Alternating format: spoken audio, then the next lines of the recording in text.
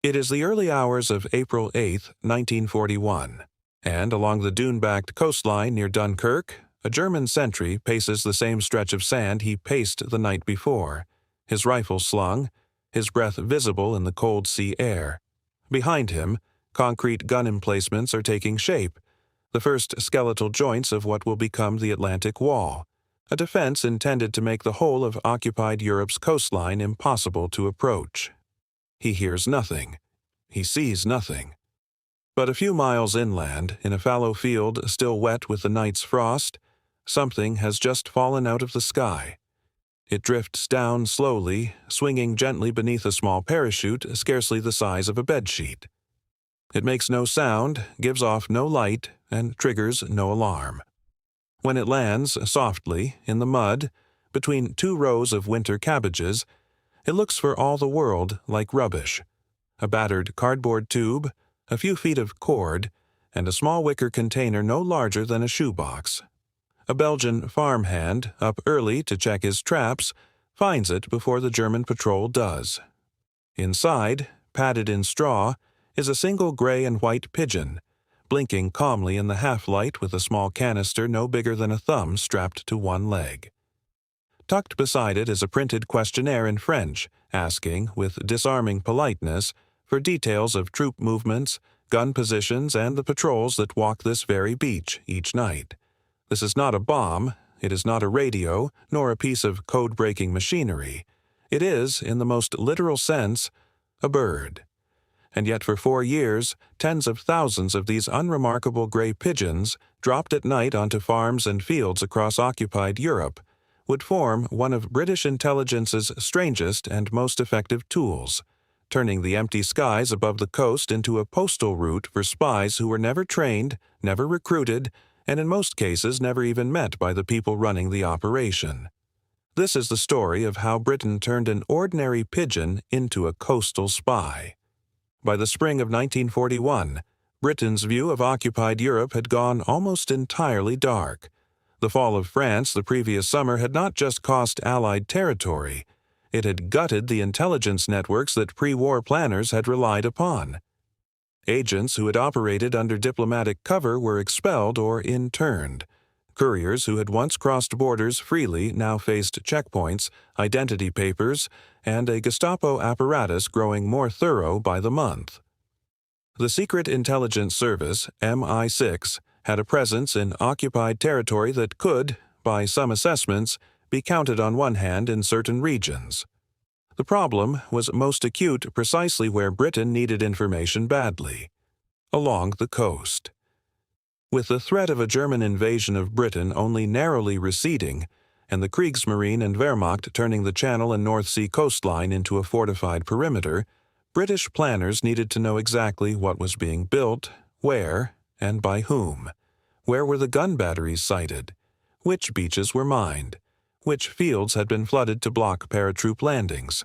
How many barges sat in which harbor, and how many soldiers manned which stretch of dune? This was not abstract curiosity. It was the raw material that any future invasion of the continent would eventually depend upon. The trouble was that every existing method of gathering it carried enormous risk and produced painfully little. Wireless radios, the obvious solution, were heavy, required trained operators, and depended on batteries and aerials that were almost impossible to hide for long. German direction-finding units had become skilled at triangulating a clandestine transmitter within hours of its first broadcast. Agents using radios in occupied France in this period had, by some estimates, a working life measured in weeks before capture. Couriers carrying written messages across borders faced searches, denunciations, and the simple bad luck of a checkpoint in the wrong place. And recruiting and training new agents from scratch, vetting them, parachuting them in, equipping them, waiting for results.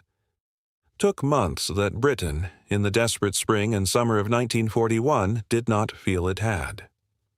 What planners needed was a way to ask ordinary people, not trained spies but farmers, shopkeepers, priests, anyone living near a beach or railway junction, direct questions, and to receive direct answers, without a radio, without a courier, and ideally without either side ever meeting. It sounded, on the face of it, like an impossible requirement. The answer that emerged from a small, eccentric office within British military intelligence was so unlikely that, when it was first proposed, more than one senior officer is said to have laughed. The office in question was MY-14D, a tiny branch of the War Office's Directorate of Military Intelligence, more usually concerned with conventional analysis of German order of battle.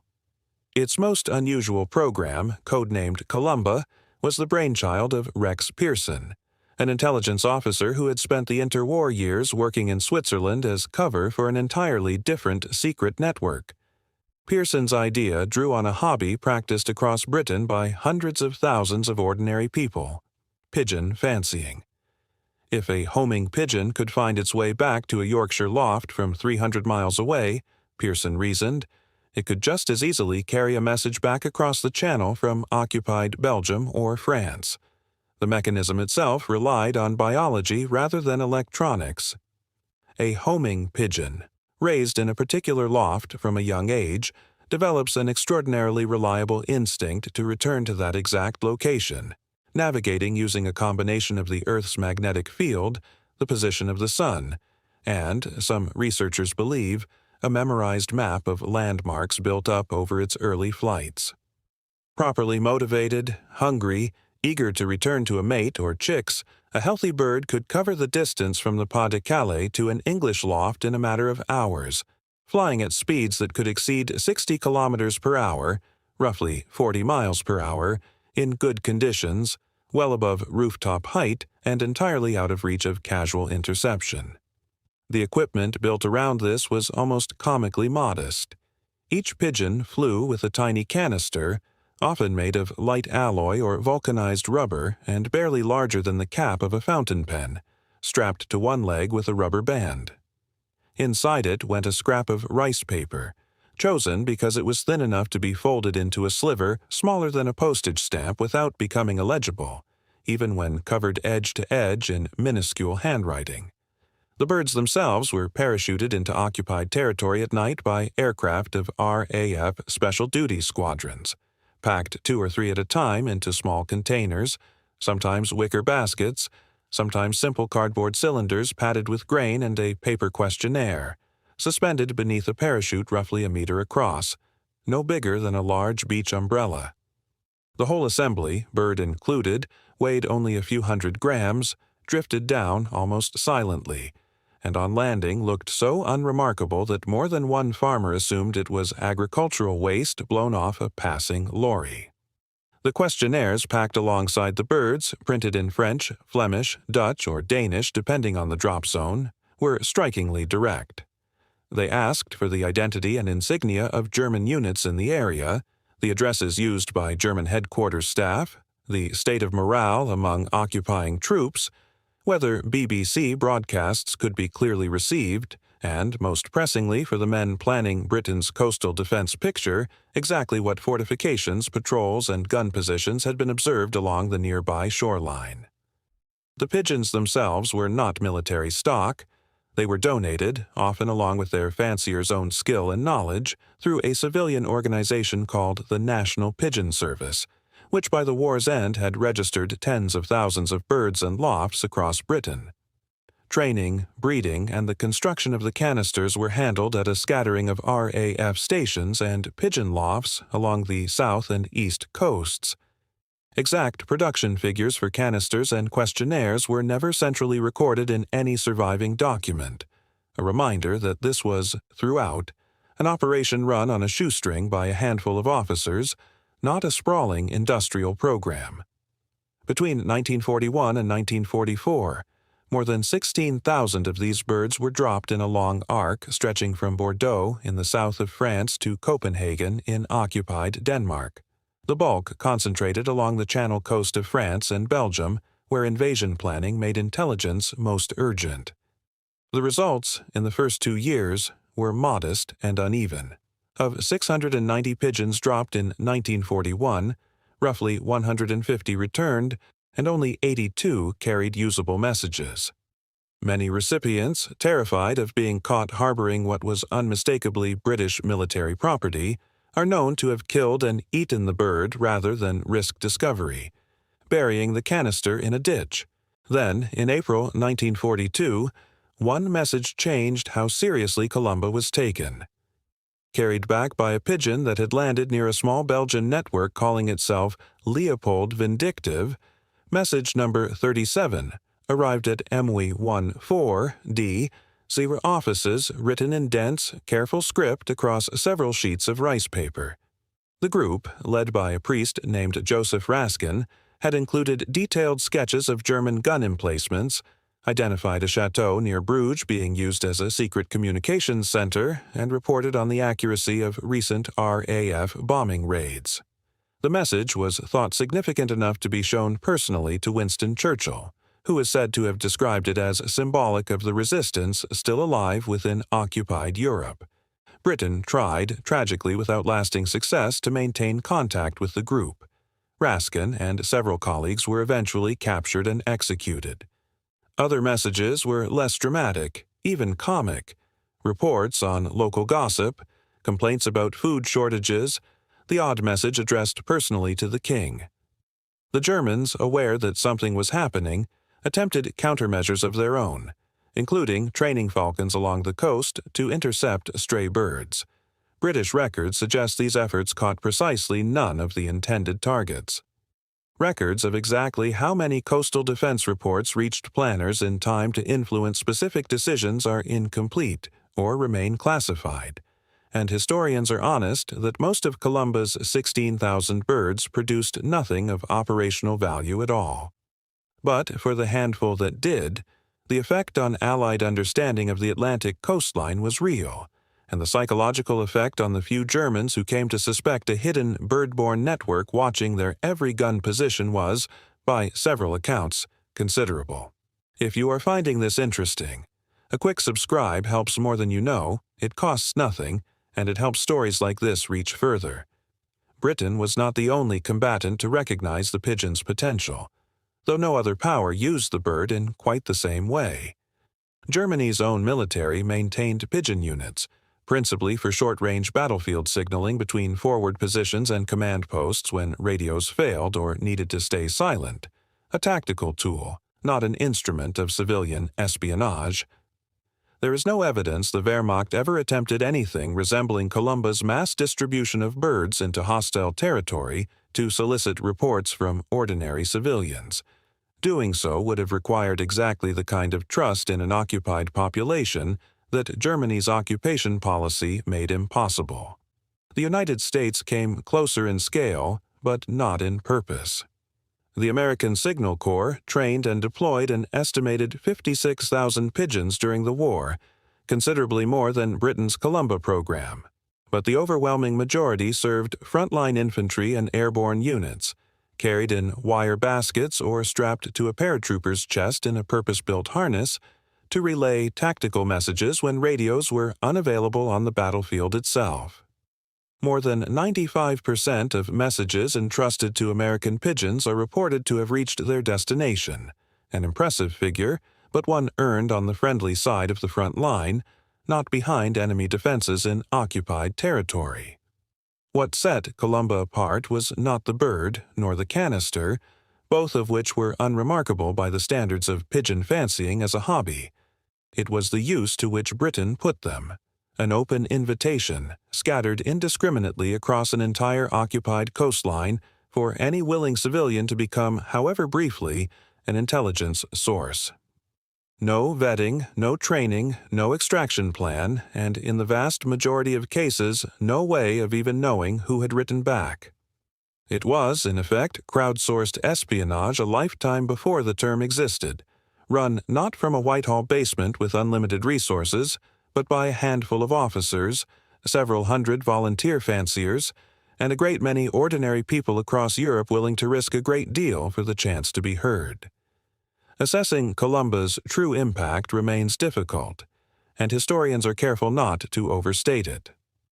The vast majority of the 16,000 birds dropped were never seen again, lost to bad weather, hawks, exhaustion, or simply landing where no one cared to look. Of those that did return, Many carried messages of limited military value.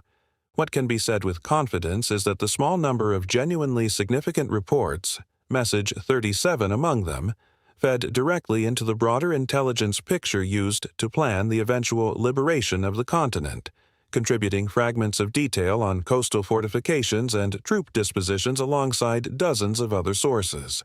Perhaps Columba's more lasting effect was psychological rather than material on both sides. For the resistance networks and isolated civilians who used it, the pigeons offered something rare in the bleakest years of occupation: tangible proof that Britain was listening, and that risking everything to scrawl a message on rice paper might actually matter. For M, I-14D's small staff, reading reports written by people they would never meet, in handwriting cramped to fit a space the size of a fingernail, it was a reminder that intelligence work did not always require elaborate technology. More than 30 pigeons that served across the various theaters of the Second World War, several connected to operations resembling Columba, were later awarded the Dickon Medal, the animal equivalent of the Victoria Cross, for what citations describe as outstanding acts of bravery and devotion to duty. Surviving certificates, message canisters, and original questionnaires from the period are held today in British archives and can be viewed at institutions including the Imperial War Museum, alongside the broader written record that historians have drawn upon to reconstruct the operation in detail. The pigeon loft itself, as a tool of frontline intelligence, did not long outlast the war. By the 1950s, advances in miniaturized radio and, later, satellite communication made the homing pigeon obsolete as a serious instrument of state. But for a few critical years, when almost every other channel into occupied Europe had been severed, it was, improbably, one of the only ones that worked. Return to dawn light on a Belgian field, the cardboard tube lying in the mud, the parachute already being folded into a coat pocket before the sun is fully up. It is worth pausing on how unlikely this image really is. Within the same conflict that produced radar, the bouncing bomb, and the jet engine, Britain's intelligence services also produced this: a wartime device built almost entirely from string, rice paper, and an animal that had been selectively bred by hobbyists for generations, for no reason more strategic than the pleasure of watching it fly home. And yet it worked, more often than the skeptics in 1941 ever expected it to. It worked because it asked the right question of the right people, at a moment when every more sophisticated alternative had already failed. It worked because an occupied population, frightened, hungry, and watched constantly by an occupying army, still contained enough people willing to write down what they had seen, fold it smaller than a fingernail, and trust it to a bird. It worked because, however advanced the Atlantic Wall's concrete and steel became, no amount of fortification could stop a farmer from noticing a gun position from his own kitchen window, and no German patrol could intercept a courier that flew 60 kilometers an hour, 30 meters above the hedgerows, and answered to nothing but instinct and hunger. 16,000 pigeons fell from British aircraft into occupied Europe between 1941 and 1944. Most vanished without a trace, victims of weather, hawks, hunger, or simple bad luck. A smaller number were eaten in panic by families terrified of being found with one, and a smaller number still, perhaps no more than a few hundred, did exactly what Rex Pearson had hoped. They came home, a tiny canister strapped to one leg, carrying inside it a piece of the war that no radio, no agent, and no aircraft could otherwise have reached. Among those few hundred was a single bird that, in the spring of 1942, carried back a message so detailed and so unexpectedly significant that it was placed within days in front of the Prime Minister himself. There is a temptation, looking back from a world of satellites and encrypted signals, to treat the pigeons of Operation Columba as a charming footnote, the kind of story that gets a wry smile rather than serious analysis. That would be a mistake. For the briefest of moments, along a coastline bristling with some of the most advanced military engineering Nazi Germany could produce, the most effective spy Britain had was not a man in a trench coat or a coded radio burst, but an ordinary gray pigeon, doing precisely what pigeons have always done, finding its way home no matter what stood in the way. That, in the end, is the strange, quiet triumph of Operation Columba. Not a single dramatic breakthrough, not a war-winning weapon, but 16,000 small acts of faith dropped into the dark, betting that somewhere below someone would be brave enough to write back. Most of those bets were lost. A few were not. And in war, sometimes a few is all that history needs to remember.